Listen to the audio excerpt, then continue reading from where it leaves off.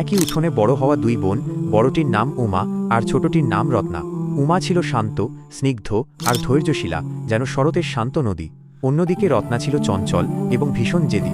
উমা ছিল এই বাড়ির সৎ মেয়ে, আর রত্না ছিল সরলার নিজের গর্ভের সন্তান। সরলার চোখে উমা ছিল ঘরের আপদ, আর রত্না ছিল চোখের মণি। অনাহার, অবহেলা আর হাড়ভাঙা খাটুনি ছিল উমার নিত্যসঙ্গী। যখন বিয়ের বয়স হল, সরলা জেদ ধরলেন উমাকে এমন জায়গায় বিদায় করবেন যেন সে জীবনে আর মাথা তুলে দাঁড়াতে না পারে। উমার বিয়ে হল গ্রামের এক দিনমজুর বিশুর সাথে, যার মাথা গোঁজার ঠিকমতো ঠাঁইটুকুও ছিল না। আর রত্নার জন্য অনেক খুঁজে সরলা ঠিক করলেন শহরের মস্ত বড় ব্যবসায়ী পরিবারের ছেলে অলোককে। বিয়ের দিন বিদায়বেলায় উমা যখন সরলার পা ছুঁয়ে প্রণাম করতে গেল, সরলা ঘৃণায় পা সরিয়ে নিয়ে বললেন, তোর সাথে আমার রক্তের কোনো টান নেই উমা। আজ থেকে তুই মরলি না বাঁচলি তাতে আমার কিছু যায় আসে না। তোর কপালে তো জুটবে ওই দিনমজুরের হাতের মোটা চালের ভাত, তাই বেশি মায়া দেখিয়ে লাভ নেই। খবরদার, ভিখারি সেজে আমার বাড়ির চৌকাঠ আর মারাবি না। উমা চোখের জল মুছে মাথা নিচু করে বিশুর কুঁড়ে ঘরে পা রাখল। বিশু মানুষটা দেখতে সাধারণ হলেও তার মনে ছিল অগাধ সমুদ্রের মতো গভীরতা। সে উমার হাত ধরে বলেছিল, উমা, আমার এই ভাঙা ঘরে রাজভোগ নেই ঠিকই, কিন্তু তোমাকে অসম্মান করার মতো নিচটাও আমার নেই। আমি হয়তো তোমায় গয়না দিতে পারবো না, কিন্তু চোখের জল ফেলতে দেব না। দিন কাটতে লাগলো নিদারুণ কষ্টের মধ্য দিয়ে। বিশু ভোরে কুড়াল হাতে জঙ্গলে যেত কাঠ কাটতে, আর উমা অন্যের বাড়ি ধান ভেনে কোনো মতে দুবেলা খাবারের জোগাড় করত।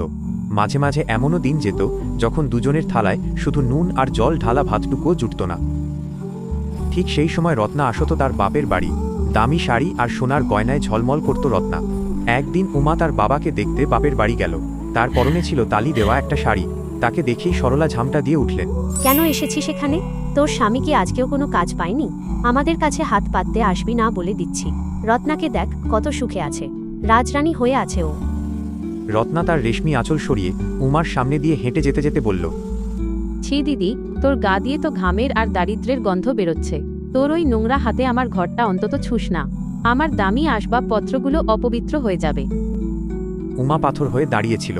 তার নিজের ছোট বোন, যার চুলে সে ছোটবেলায় বিনুনি বেঁধে দিত, সে আজ তাকে অচ্ছুত বলছে। উমা শুধু অস্ফুট স্বরে বলল, রত্না, অভাব মানুষের শরীরে হতে পারে, কিন্তু মনের দারিদ্র্য সবথেকে বড় অভিশাপ। তুই সুখী হ বোন, আমার অভাবের আঁচ যেন তোকে না স্পর্শ করে। সেদিন আকাশ ভেঙে বৃষ্টি নামল। বিশু ভিজে একাকার হয়ে বাড়ি ফিরল। তার হাতে কোনো কাজ ছিল না।